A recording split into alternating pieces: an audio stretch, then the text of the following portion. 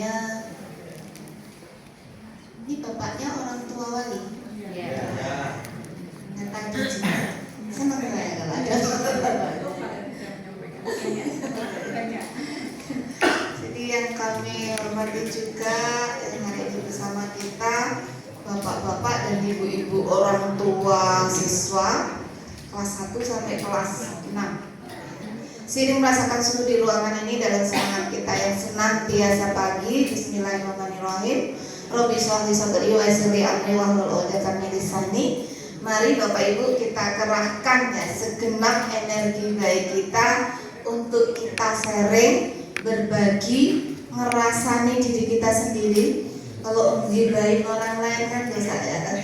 Kita coba ngibahin diri kita sendiri bersama-sama ya untuk mencari, menemukan ya, mendapatkan insight, pengetahuan, pemahaman, kesadaran baru tentang membersamai anak-anak kita. Saya memfasilitasi diskusi dan sharing sehingga nanti kalau ada yang ditanyakan monggo, dikomplainkan juga monggo, atau diluruskan juga bisa ya, kita sama-sama berproses belajar.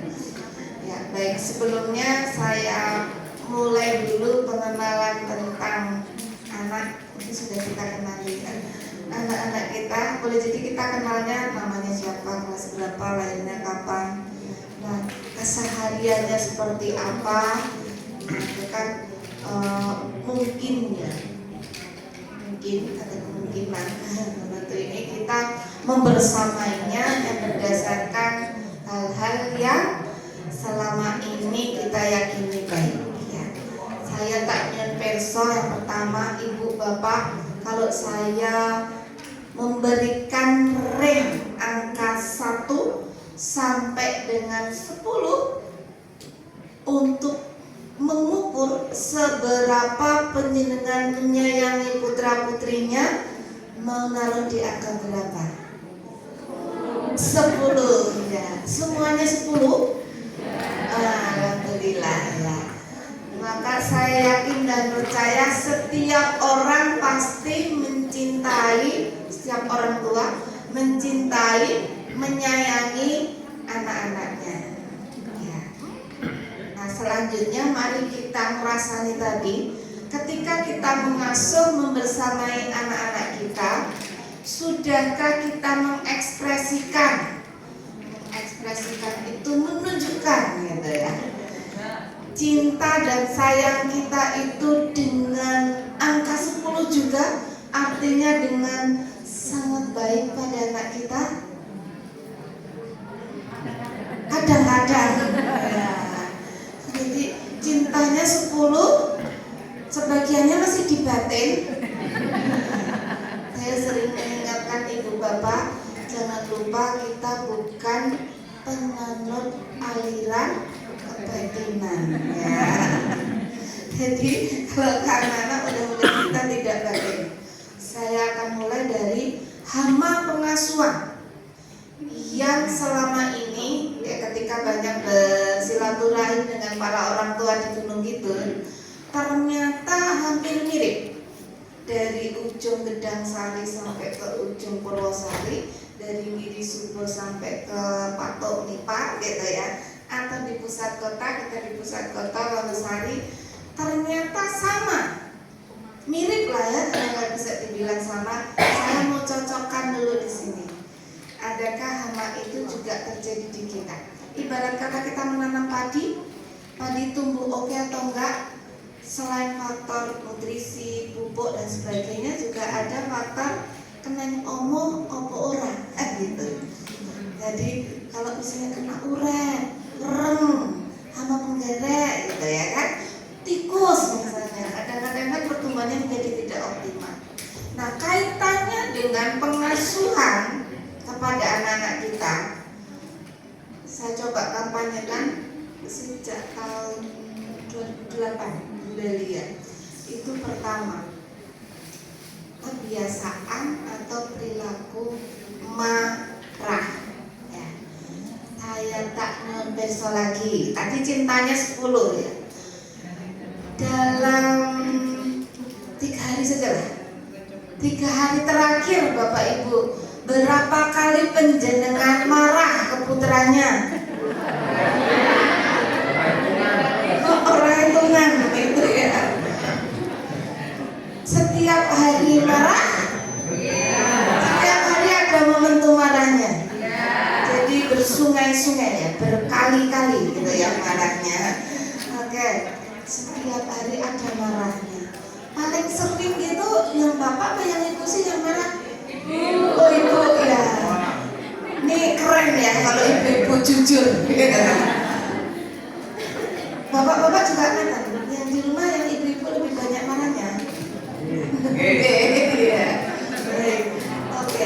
Selama ini biasanya marahnya karena apa? Anaknya ngeyel, apa lagi? Letoy. Oke, apa lagi? Lupa Pak. Kepengen miso Pak.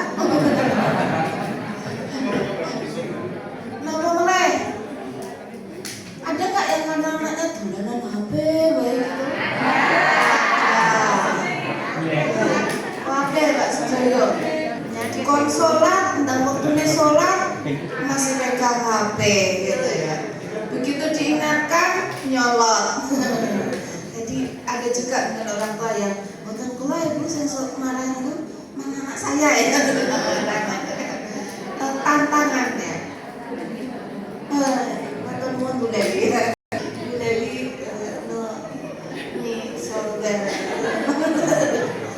Saya di sambil mencoba ya. Saya kinestetik banget suruh duduk gini tuh mungkin nggak bisa terlalu lama. Nanti saya berdiri. Baik, masih tentang marah tadi. Kalau ibu-ibu gaya marahnya pripun Bu?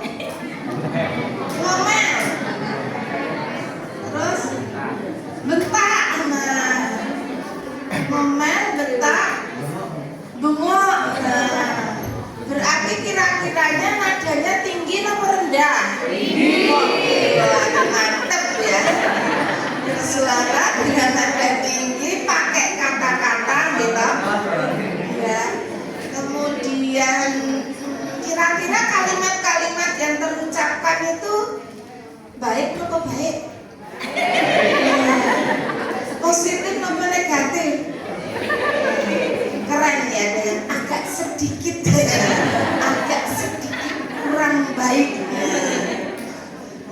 Ya kadang-kadang kan ya kita bisa menurunkan ya efek negatif marah itu dengan ya marah tapi dengan kata-kata yang positif kan gitu ya. Nah ketika marah itu kira-kira dampaknya positif nggak ke anak? Ya, saya usah berdiri ya biar lebih dekat.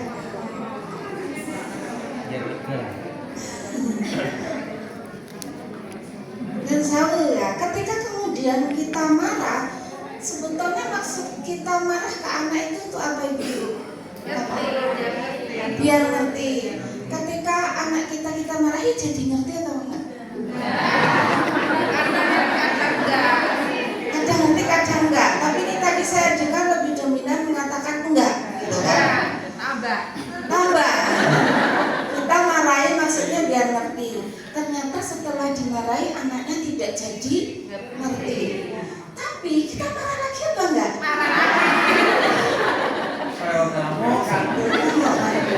Maka hari ini kan tadi di awal kita ngerasani diri kita sendiri ya. Betapa kita itu makhluk yang unik, aneh. Ya, marah tujuannya biar ngerti. Mungkin biar anaknya nurut gitu ya. Tapi habis dimarahi anaknya nggak ngerti, nggak nurut. Yang kita lakukan kalau misalnya logikanya logis normal gitu kan, ya berarti harus menang. Wong ternyata tidak tercapai gitu kan tujuan. Tapi anehnya dan uniknya kita kok ya marah lagi. Ini mari kita sadari bahwa kita adalah ibu-ibu dan bapak-bapak yang unik, yang aneh. Ini tentang pengasuhan tadi ya, marah ya. Masih tentang marah lagi. la taghdab wa lakal jannah, katanya gitu ya. Janganlah kamu suka marah, maka bagimu surga. Sebagian kita tuh kalau marah, selain tadi uniknya tuh di situ, ya juga ada keunikan yang lain. Saya sering menyebutnya kadang-kadang kita itu pingsan, Bapak Ibu, rotok-rotok semaput gitulah ya. Saya tidak akan bertanya di sini, saya ceritakan saja hasil saya bertanya di tempat yang lain. Katanya, terutama ibu-ibu, terutama ini ibu-ibu, bukan karena bapak-bapaknya tidak, jangan GR dulu ya. Tapi karena di berbagai tempat itu, kalau parenting yang hadir ibu-ibu. Jadi saya tidak cukup data bapak-bapak, tapi cuma satu, yang tilu dua gitu ya. Maka ini kan banyak sekali, boleh kita kasih plus dulu ke keren mbak ya, pada jos-jos. Hasilnya bagaimana? Ternyata urusan marah itu tadi ya, ibu-ibu itu ada sama tadi tujuannya biar anak patuh, nurut, solih, solihah, maka dimarahi ya. Misalnya pagi hari marah ya, setelah jangan pagi lah, sore ya, mungkin kalau pagi masih hektik, ribet gitu ya, harus nyiapin itu, jadi walaupun marah tapi marahnya itu nggak fokus banget. Tapi begitu anak pulang sekolah, wah suruh mandi susah, sholat lemot gitu ya, tulanan HP wae, nah itu marah. Saya bertanya pada sebagian besar ibu-ibu yang rawuh, apa Bu yang dirasakan seketika saat setelah marah? Nah, kalau di sini langsung nyesel ya, karena kalau yang tidak di sini sebelum nyesel itu ada nggih marah Bu.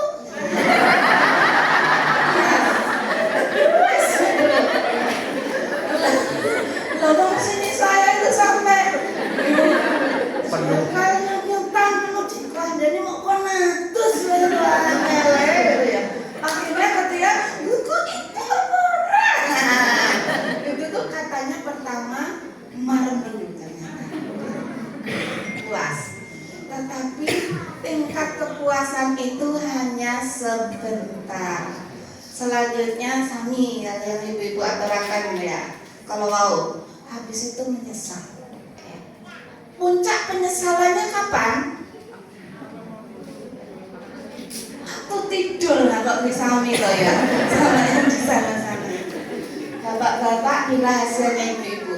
Sekali lagi saya tidak punya cukup data untuk bapak-bapak. Karena baru ini ya dalam setahun ini, kecuali yang memang ada ganti ya, kemarin gerakan ayat teladan itu memang diundang bapak-bapak semua.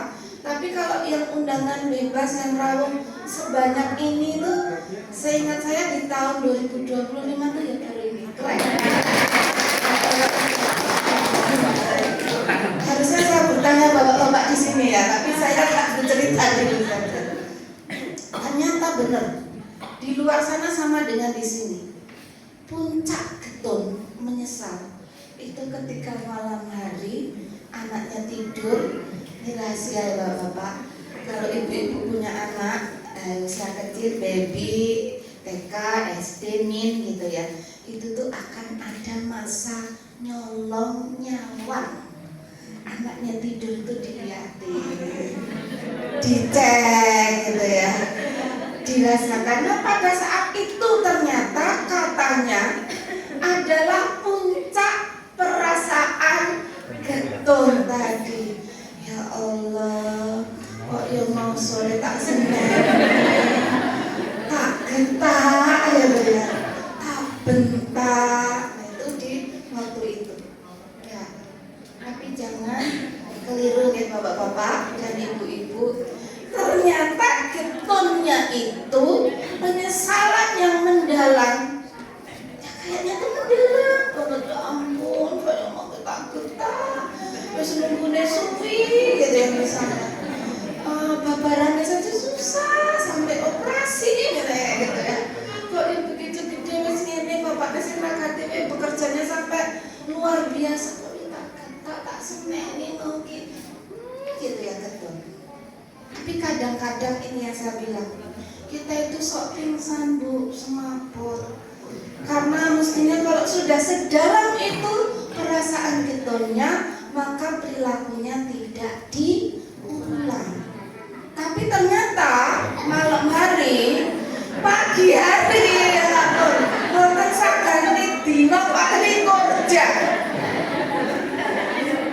Pagi hari membangunkan kudu sekolah. Itu sebagiannya juga sudah dengan intonasi tinggi gitu ya, bentak gitu ya. Jadi marahnya itu kambuh lagi. Sehingga nggak tahu nih yang malam hari rasa ketemu itu sanjane ini kepiye loh, makanya nggak tahu. Ini diulang lagi. Nah, ini keunikan kita yang kedua. Tadi sudah ada satu uniknya, ini uniknya yang kedua. Nah, mari kita kaji. Ya, usul saya. Lalu sebaiknya bagaimana kan gitu? Nah, tidak usah ke anak-anak. Saya sudah sempat project ke anak-anak. Beberapa kan ada yang orang tua sama anak dihadirkan. Nah, ketika saya tanya, ternyata semua anak-anak itu menjawab tidak suka ketika dimarahi. Kalau yang ibu bapak-bapak di sini saya yakin dan percaya kita lah sebatas yang masih normal-normal gitu ya, semuanya normal. Saya yakin dan percaya kita juga tidak akan nyaman dimarahi. Apa toh efek marah pada anak kita? Kenapa tadi? Wis mulai ya. Ibu-ibu kalau marah berapa kata yang keluar? Banyak. Ada mau praktek? Simulasi begini loh Bu, saya mau role play marah gitu. Dan ya, banyak kata-katanya banyak, intonasinya tinggi tadi udah ya, kalimatnya agak kurang positif katanya ya. Nah, biasanya seperti itu. Nah, ini ternyata juga berdampak. Ibu-ibu tuh konon kabarnya ada penelitian mengatakan, walaupun ada juga yang tidak sepakat ya, tetapi menurut saya masih bisa kita gunakan karena fakta di lapangan demikian. Ibu-ibu itu mampu memproduksi kata dalam jumlah yang lebih banyak dari bapak-bapak. Yang mengatakan ibu-ibu itu bisa produksi sehari semalam 20 sampai 24 ribu kata.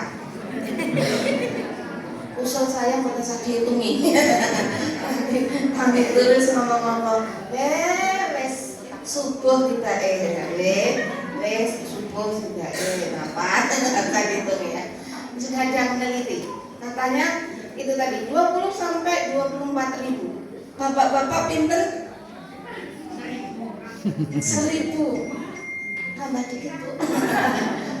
Rencang dia Mbak Bu. Jadi mention bapak-bapak kalau ibu-ibu itu memang lebih kaya. Nah ibu-ibu kita lebih kaya loh Bu dari bapak-bapak. Kaya kata-kata. Kalau bapak-bapak itu sepertiganya Bu, paling 7.000. Nah kadang-kadang keluarga menjadi cekcok, tidak harmonis itu karena kita tidak tahu bahwa yang perempuan, yang ibu-ibu, yang istri itu jutawan tadi, kaya tadi ya. Yang bapak-bapak itu sepertiganya kita. Begitu sampai rumah, bapak-bapaknya sudah kerja, sampai rumah gitu ya. Ibu-ibunya berpisah sehari, harapannya bisa banyak berbagi cerita. Wah ibunya bercerita, mas, mau tuh mas, naik sekolahan, wah anakmu keren loh mas. Ya, si Alif ikut, misalnya gitu ya. Tadi itu ikut lomba. Nah, ikut lomba pidato. Aku tuh nunggu loh mas, ternyata anak dia ini pinter mas pidato gitu ya. Terus suaminya responnya apa? Bapak bisa respon apa? Bu, iya tahu gitu ya. Bu, kalau masih direspon dengan tahu alhamdulillah, silakan Bu kasih jempol. Tapi kalau responnya itu ya ampun sakit hati. Karena cuma punya 7.000. 7.000 itu ya boleh jadi yang 6.950 pun telas ya. Kan kantor di tempat bekerja, nangge rencang, ngobrol gitu ya, menyelesaikan pekerjaan, apalagi yang guru, Pak ya. Apalagi yang guru di depan kelas sudah keluar, jadi sampai ke rumah itu tinggal sedikit. Amal dipaksa untuk keluar banyak. Makanya kalau ternyata enggak boleh ya, karena anakku kok ini sih menurut kita bu, bentor pidato, kendel, pede, pemberani. Iki nunggu anakku bu, ayo. Nanti kalau kebanyakan bicara begitu jangan malah apa gitu. Jadi ibu-ibu kalau bapak respon kalimat perbanyak, lesannya sedikit, alhamdulillah suamiku normal. Gitu. Dari disyukuri ya. Nah, karena ya itu tadi. Sebaliknya bapak-bapak ya, kalau ibu-ibu itu ceris banget sih baju gitu ya. Itu juga alhamdulillah normal juga ya, karena punya 24.000 tadi. Permasalahannya adalah ini ternyata juga mewarnai ketika kita marah ke anak tadi. Ya, jadi sebetulnya boleh jadi cukup dengan 1-2 kalimat gitu ya. Mas, sudah hampir maghrib, main HP-nya sudah ya. Mandi dulu kayak wudhu bisa gitu ya. Kok orang bergerak? Keduanya, Mas, kita mandi wudhu. Masih oke. Kok tidak bergerak lagi? Ketiganya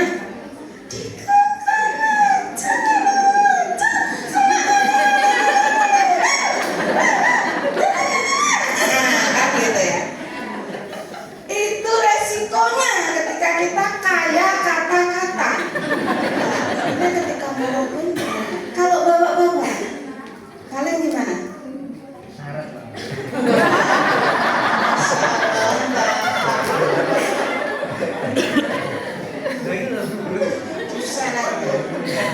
Gendong masa bapak atau paling sedikit katakan terus udah. Saya sempat ada ibu-ibu yang di forum seperti ini belum lama, itu 2 bulan yang lalu bertanya, dia itu antara komplain dengan antara mengagumi suaminya, itu bedanya tipis, beda tipis. Yang beliau katakan adalah, yang saya heran Bu Asel gitu ya, kenapa kalau saya itu sudah banyak keluar kata-kata, anak saya itu tetap tidak manut. Misalnya disuruh wudhu, sholat gitu ya, itu terus saya udah bisa pindah, tetap itu pulangnya tuh getah gitu ya. Tapi bapaknya hanya 1 kali loh. Kalau sudah bapaknya yang mengambil, kalau lari keluar itu udah beradat gitu ya, betul.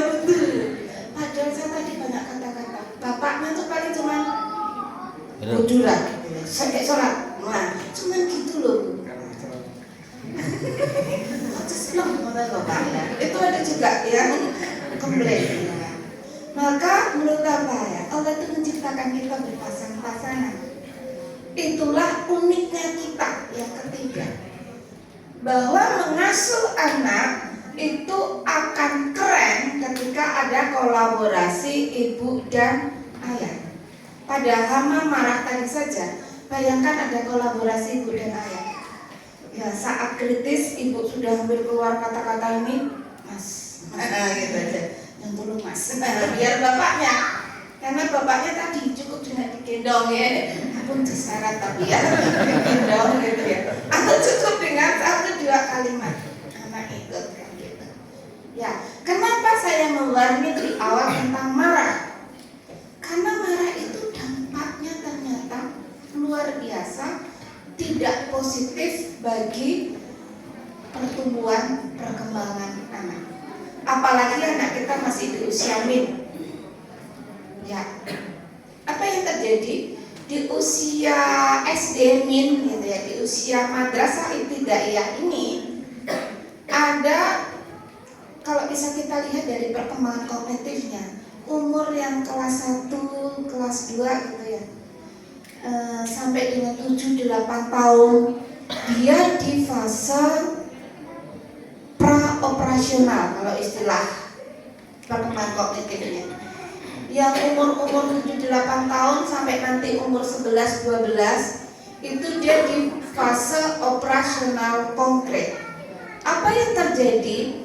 Otak itu sedang mekrok-mekroknya, sedang bertumbuh, berkembang gitu ya, sedang meningkatkan pengetahuan, wawasan, kecerdasan, dan otak itu berkembangnya adalah melalui stimulasi, rangsangan, dan ternyata marah, baik dengan suara yang tinggi, intonasi yang tinggi, kalimat negatif, bentakan dan sebagainya tadi bisa mengganggu pertumbuhan serabut-serabut saraf di otak anak. Jadi mulai hari ini dan seterusnya saya mengajak saya dan Bapak Ibu semuanya, kita batasi marah ke anak-anak. Jangan sampai sebetulnya bakatnya itu menghafal Quran gitu ya, bakat itunya bagus, sebetulnya bakatnya pintar matematikanya, tapi karena sering dimarahi maka menjadi tidak berkembang. Otak itu kalau dibagi secara umum ada bagian batang otak, kalau dipotret gitu ya anak kita, ada batang otak, ada sistem limbik, ada korteks atau topi berpikir. Korteks bagian berpikir akan bekerja dengan baik ketika batang otaknya juga rileks. Ketika sistem limbiknya, sistem limbik itu yang mengatur emosi, emosinya juga positif. Ketika dimarahi, batang otak itu akan bekerja keras, ya tegang. Karena siapapun kalau dimarahi pasti akan berusaha pada kondisi aman. Emosinya pasti juga terganggu, nggak nyaman, jengkel, mau marah balik kok ya rawani gitu kan, sama orang tua. Akhirnya apa? Korteksnya tidak bisa bekerja dengan optimal. Harusnya pinter menjadi kurang pinter. Ya. Sehingga sekali lagi, mulai hari ini dan seterusnya, mari sebagai orang tua yang hebat, kita mengelola marah kita ke anak, dikurangi, dibatasi. Caranya bagaimana? Kira-kira berbumbu. Ada di sini yang nggak pernah marah ke putranya? Enten? Oh, bukan enten ya. Saya kira ada. Kira-kira apa nih yang bisa kita lakukan biar kita bisa mengelola emosi marah ke anak kita?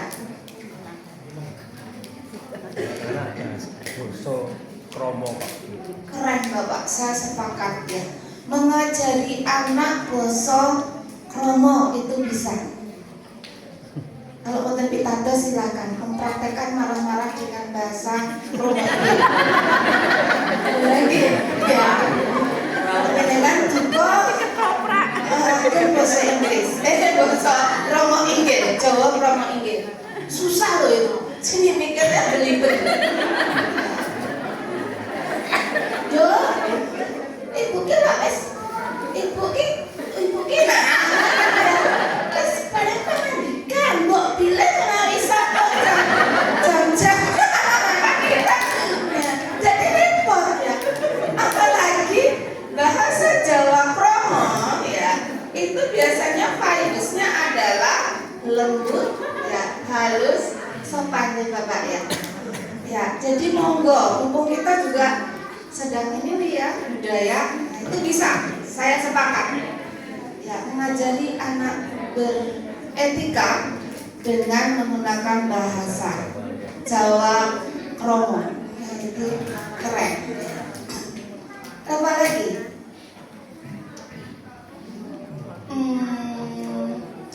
Kemarin ada yang saya ketemu dengan orang tua di satu MTS lah ya, minggu lalu. Ada yang usul Ya, ketika ngobrol tentang marah juga, cuma di sana ngobrolnya sedikit, tidak sebanyak kita ini tadi.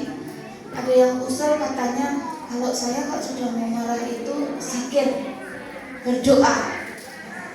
Itu juga keren. Tapi tidak semua ibu-ibu ternyata bisa, gitu ya. Itu keren, bisa dengan zikir, bisa dengan berdoa.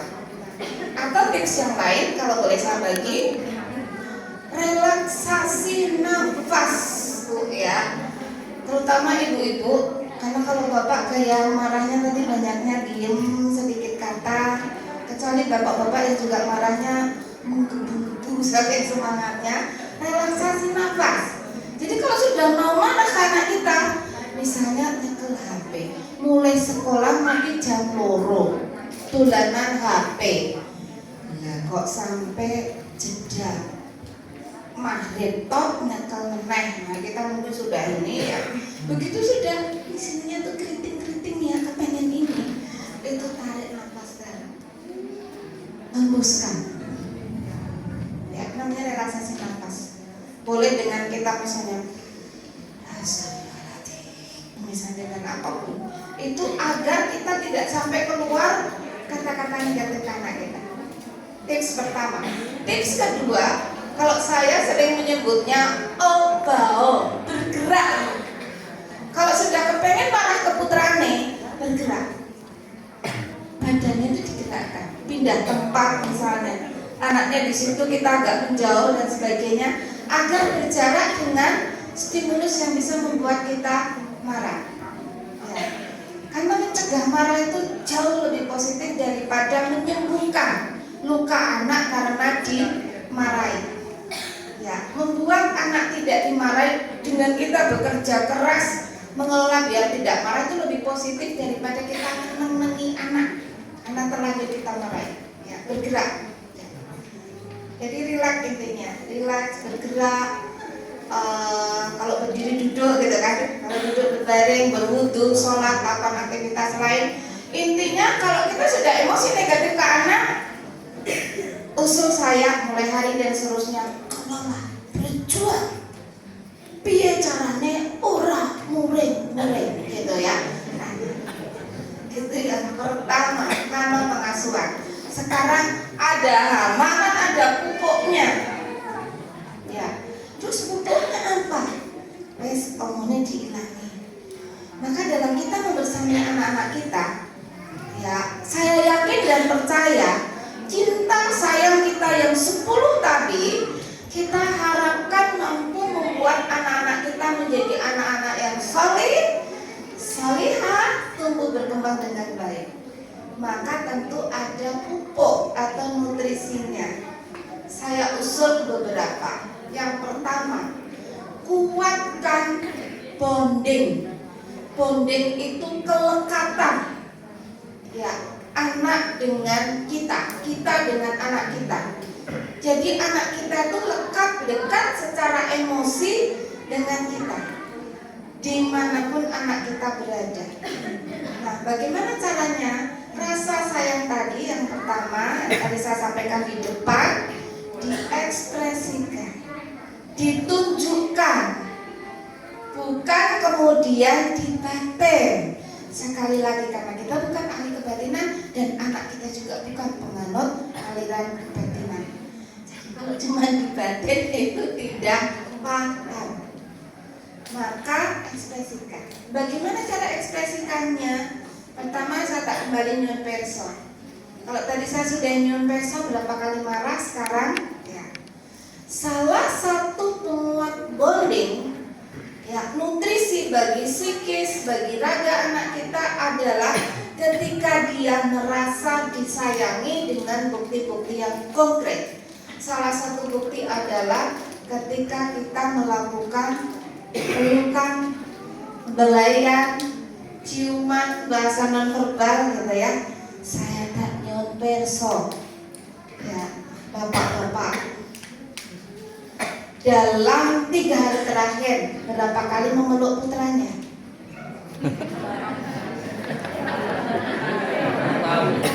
Lupa ya, anaknya dong. Berapa kali memeluk ibu? Lebih banyak memeluk ibu atau memeluk no. Ibu-ibu berapa kali dalam 3 hari terakhir memeluk putranya?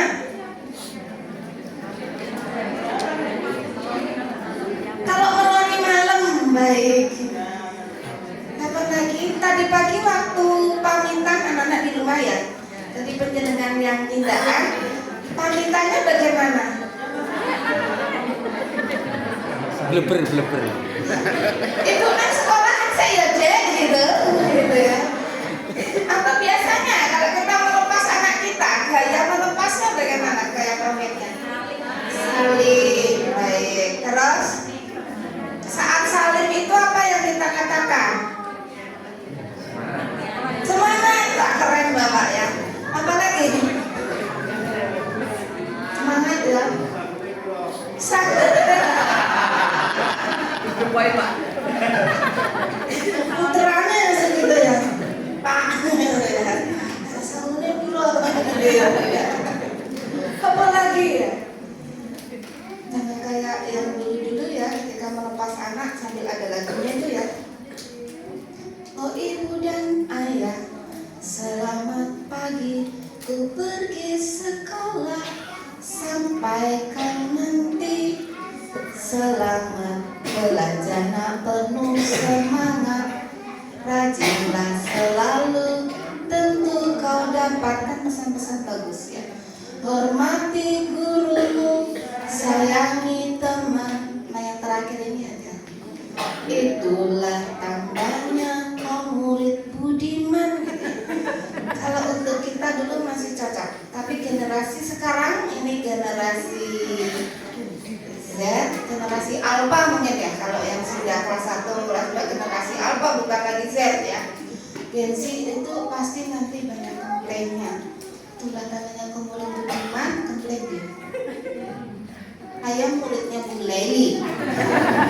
Guru saya nggak ada namanya Pak Budiman ya, jadi ibu tuh masih pesannya ngawur gitu ya. Bukan muridnya Budiman kok, aku lagi ya.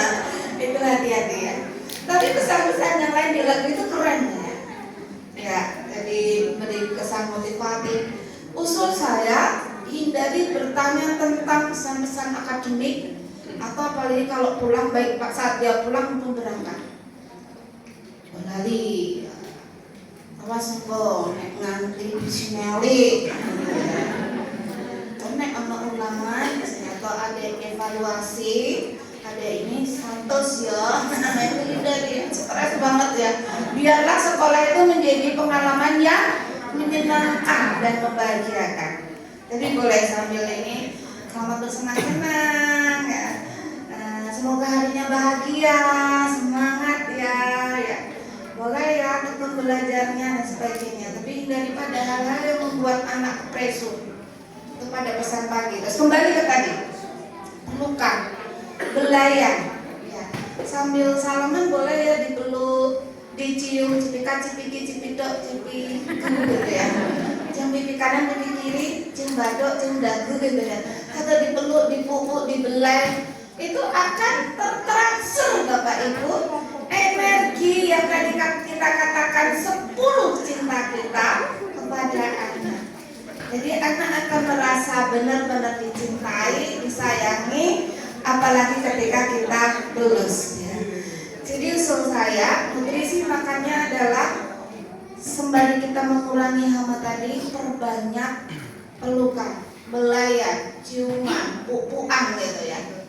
Mungkin ada nih yang diam-diam ngomong batin membayangkan anaknya, anaknya kira-kira ketemu dulu. Mungkin ada yang seperti itu.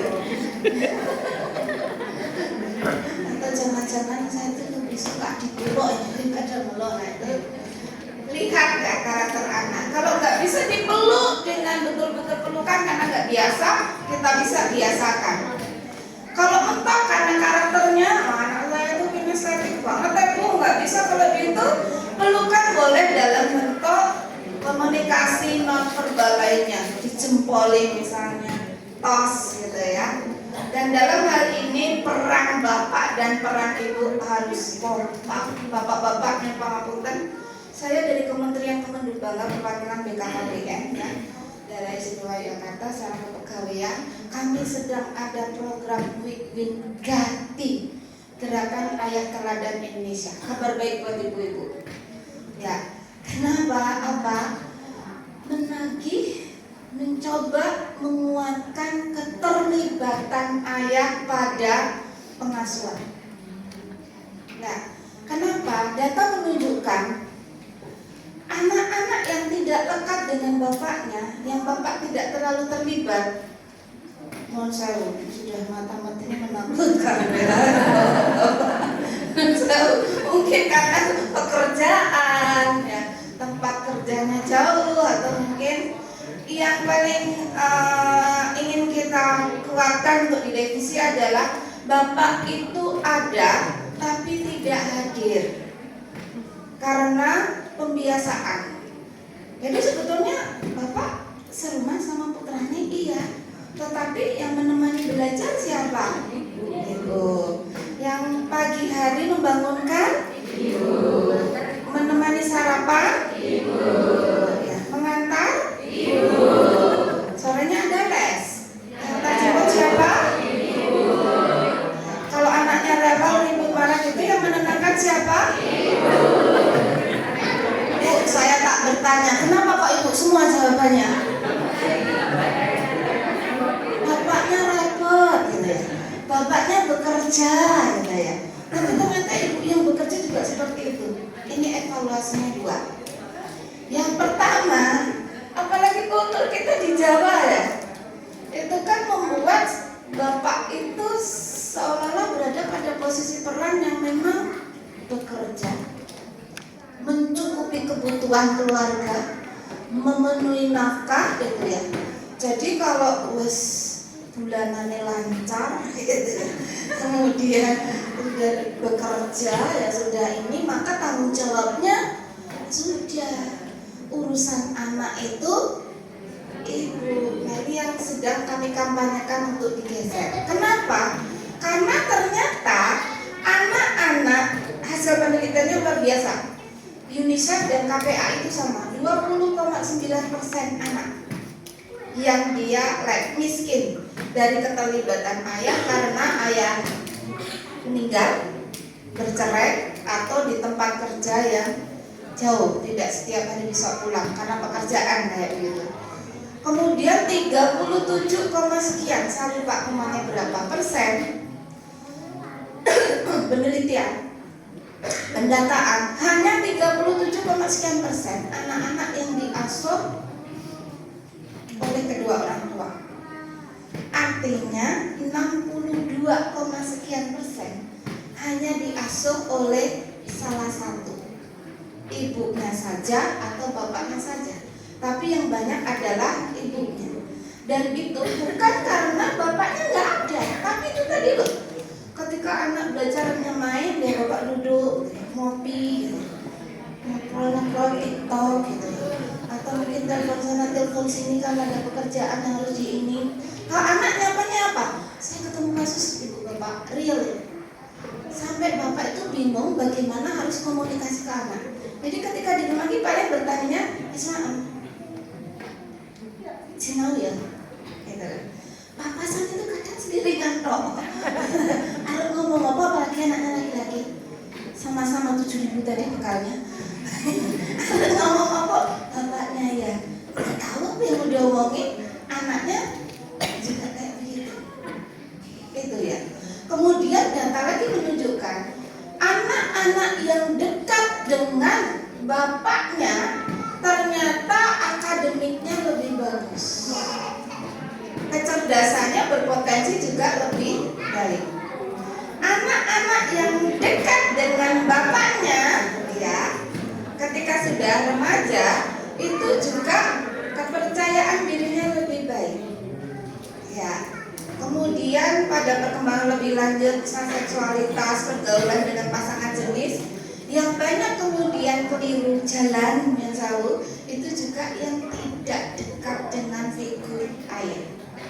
Maka harapannya ayah itu hadir, ada tapi juga hadir secara fisik dan psikis bersama anak. Jadi ada komunikasi verbal non verbal tadi. Nah, kabar baiknya untuk bapak-bapak, ya, ini pesan untuk ibu-ibu, tapi jangan lupa ibu-ibu. Ternyata kadang-kadang yang membuat bapak-bapak tidak banyak terlibat, anaknya bayi, pernah nggak memandikan? Enggak, nanti pokoknya orang pernah gitu ya. Memandikan belas gitu ya.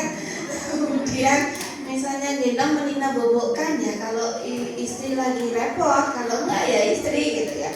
Kemudian begitu agak gede sedikit ngantar sekolah, ternyata juga ya paling saya 1-2 kali, selebihnya istri.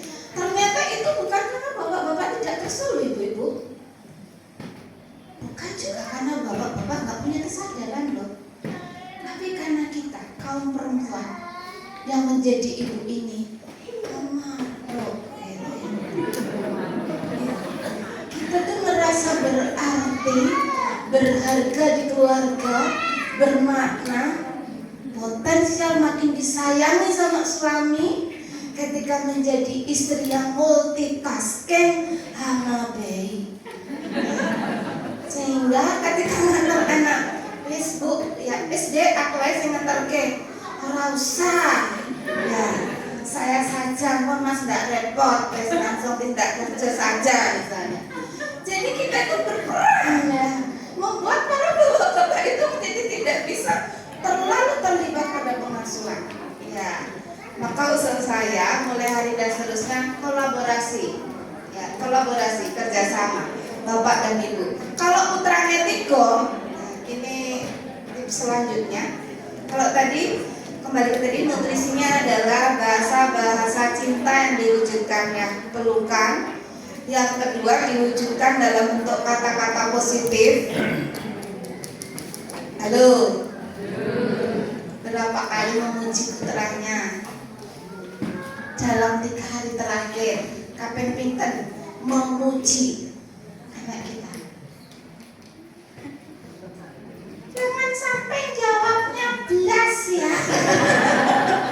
Kalau belas itu belas oke ya, tapi belas itu nggak pernah lah ya, gitu ya. Kadang-kadang kita tuh sebatas solehahnya ibu, keren. Wah, biasanya nggak cuci piring ya, habis makan cuci piring gitu lah. Kalau anaknya nggak segera sholat, kita ngomel. Sholat itu harus wajib tapi begitu anaknya nggak disuruh-suruh, nggak diapa sholat tepat waktu, kita diem kan. Kembali ke aliran kebatinan tadi. Nah, itu ini kan nggak berimbang. Jadi kasih pujian, apresiasi, kalimat-kalimat penguat. Masya Allah, bunda tuh seneng banget loh dek kalau ini tuh begitu adzan langsung butuh mau ke musola misalnya. Itu verbalkan, tunjukkan, katakan. Mantap Cimau nih ya, Cimau dek penting. Semangat dengan anakku ya Allah gitu loh. Jadi beri kata-kata jos, jempol, keren, tos. Anak ibu bapak yang luar biasa. Jadi anak juga merasa tadi cinta yang diwujudkan. Perbanyak pujian ya. Kemudian buat me time ke anak-anak kita. Saya dulu waktu belum belajar banyak tentang pengasuhan berpikir yang penting tuh family time. Anak saya 2, suami gitu ya. Udah kalau misalnya ada waktu luang kan harus punya waktu bersama nih biar kita bondingnya kuat, lekat, komunikasinya bagus. Saya mikirnya kalau pergi itu ya pergi bareng, berempat gitu ya. Kayak harmonis gitu bahagia gitu ya. Lupa bahwa masing-masing anak itu butuh merasa dia spesial di hati ayah dan ibunya. Sehingga usul saya, kalau putranya 3, ya raketan misalnya keluar bakso, buat waktu berdua saja dengan anak kita. Apalagi bapak-bapak gitu ya. Anaknya 2, saya ini, ayo deh, bakso minta kan bapak ya berdua saja. Nah, ciptakan waktu berkualitas. Nanti adiknya mari bu, gitu ya. Nah, lain waktu sama adiknya. Atau sekadar duduk menemani belajar, ngobrol betul-betul yang kita tuh me time sama anak kita, ngobrol, menguji, menghayati. Itu tadi menjadi ruang yang dibutuhkan ya, agar apa, kita menjadi orang tua yang hebat ya. Baik Bapak Ibu, sering merasakan suhu di ruangan ini dalam semangat kita yang senantiasa pagi. Itu beberapa poin ya yang kami haturkan kaitannya dengan kita ngerasani ngibahin diri kita sendiri sebagai orang tua. Sebelum saya close ya sedikit paparan saya hari ini, mungkin nanti ada ruang kita sharing. Satu yang terakhir yang bisa usulan saya menjadikan kita sebagai orang tua yang hebat bagi anak kita, mari berproses menjadi orang tua yang dalam bahasa saya tulus tanpa syarat. Kalau jatuh cinta, menyayangi, mencintai angkanya 10, tapi kita masih wah rajin tenan putrane ibu gitu kan. Wah keren nih gresik-gresik ya, rapi-rapi, beres-beres putrane bapak gitu ya. Tadi tak lihat tuh kamu juara ini ya putrane ibu. Tapi begitu dia bermasalah, begitu dia beling tadi, ngeyel tadi, yang keluar dari kita apa? Walah, anak isopo gigi. Lupa kan gitu ya. Mas anakmu ini loh mas. Lah itu begitu ya. Lupa berprosesnya barengan, yang memproduksinya gitu ya. Itu artinya kita cek, jangan-jangan kita belum tulus tanpa syarat. Menurut saya fondasi tulus tanpa syarat ke anak ini penting, fundamental. Kenapa? Karena itu akan mewarnai pada dinamika perjalanan kita bersama anak kita selanjutnya. Kalau dasar kita sudah tulus tanpa syarat, maka abang ijune anak kita akan terima. Karena mencaru, tidak semua anak itu diciptakan cerdas, tidak semua anak diciptakan pintar, ya sopan misalnya, manutan gitu ya. Baik semua tuh enggak. Tidak semua anak diciptakan ya. Kalau kita mungkin boleh dikasih request sama Allah gitu ya. Pak, ada yang masak ke putra kakek nomor putri. Sudah punya anak laki-laki, mungkin kita mengatakan perempuan yang seperti apa? Nah, mungkin kalau kita ditawari gitu yang mikirnya itu pakai ini ya, yang secantik Syahrini, sekaya Luna Maya, misalnya gitu ya, setinggi siapa Sofiala juga gitu ya, sesolih ya, saya kepengen punya yang mendekati ininya tuh ya Siti Fatimah lah. Misalnya kita kan seperti itu, tapi kan enggak ya Bapak Ibu. Qadarullah, Allah itu pasti memiliki skenario terbaik bagi kita sebagai orang tua. Dengan peran kita, wa ma khalaqtul jinna wal insa illa liya'budun kan gitu. Tidaklah kuciptakan jin dan manusia melainkan untuk beribadah kepadaku. Dan salah satu bentuk ibadah orang tua adalah ketika kita menerima amanah. Sebagai orang tua itu betul-betul melihat anak itu adalah amanah. Itu bukan milik kita. Putramu bukanlah putramu kan gitu ya. Itu adalah miliknya Allah, dititipkan ke kita. Kalau mental setnya sudah tulus tanpa syarat, belala, ya anak kita pintar, kita syukuri. Anak kita agak low, tetap kita syukuri. Tidak mengurangi kadar cinta kita. Anak kita hidungnya mancung, alhamdulillah. Hidungnya pesek, alhamdulillah juga, nggak ada bedanya. Anak kita kulitnya putih, bersih, rapi, alhamdulillah. Gendalah laren ini tuh, kelamban itu lenggo, garing tinggu gitu ya. Itu saja. Mana kulitnya itu agak gelap, rambutnya misalnya itu juga tetap alhamdulillah. Itu enak banget. Ketika delala anak kita, yuk lari pulau yuk, ngayalan, ya alhamdulillah gitu loh. Masa itu luar biasa. Anak saya itu nurut, alhamdulillah juga. Ketika basicnya tulus tanpa syarat. Jadi kita tidak akan banyak kecewa karena kritik atau negatif. Ya itu tadi, kalau marah kita juga akan keluar kalimat-kalimat yang positif kepada marah. Masya Allah, jagoannya ibu.